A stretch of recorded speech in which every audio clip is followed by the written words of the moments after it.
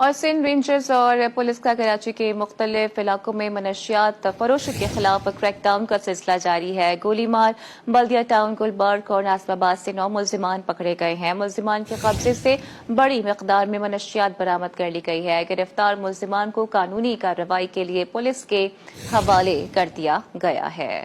اور سندھ رینجرز اور پولیس کا کراچی کے مختلف علاقوں میں منشیات فروشی کے خلاف کریک ڈاؤن کا سلسلہ جاری ہے۔ گولی مار بلدیہ ٹاؤن گلبرگ اور ناصر آباد سے 9 ملزمان پکڑے گئے ہیں۔ ملزمان کے قبضے سے بڑی مقدار میں منشیات برآمد کر لی گئی ہے۔ گرفتار ملزمان کو قانونی کارروائی کے لیے پولیس کے حوالے کر دیا گیا ہے۔